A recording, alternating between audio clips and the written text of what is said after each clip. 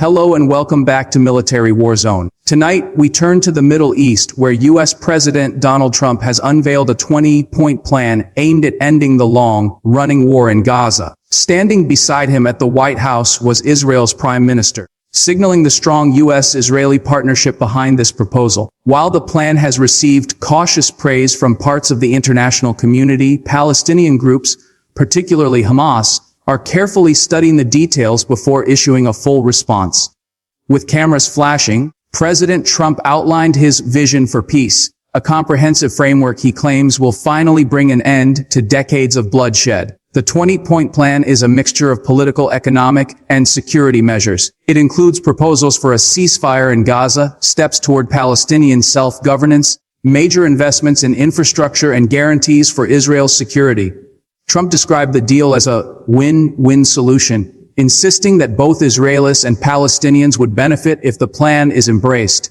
Among the central elements of the plan are an immediate ceasefire between Israel and Hamas, international monitoring of Gaza to ensure compliance, and a gradual lifting of the blockade, but only if Hamas agrees to disarm heavy weapons. The plan also promises a massive economic aid package, with tens of billions of dollars backed by U.S. allies and Gulf states to rebuild Gaza's shattered infrastructure. At the same time, it recognizes Jerusalem as Israel's capital, though with limited provisions for Palestinians in East Jerusalem.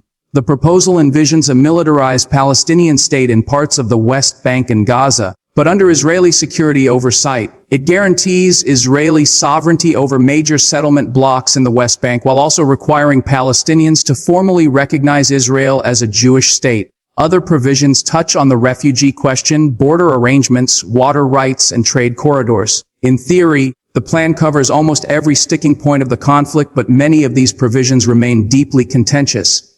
For Israel, the proposal is being hailed as a diplomatic victory. Prime Minister Netanyahu praised Trump for being, in his words, the greatest friend Israel has ever had in the White House. The plan cements Israel's control over contested areas and provides international legitimacy for many of its long-standing security demands. For Netanyahu, who faces ongoing political challenges at home, the announcement is also a major political boost. On the Palestinian side, the response is far more cautious. Hamas has said it will carefully study the plan before issuing an official position, but early statements from Palestinian officials suggest skepticism. For many, the recognition of Jerusalem as Israel's undivided capital, the demand for demilitarization, and the acceptance of Israeli settlements are seen as unacceptable concessions.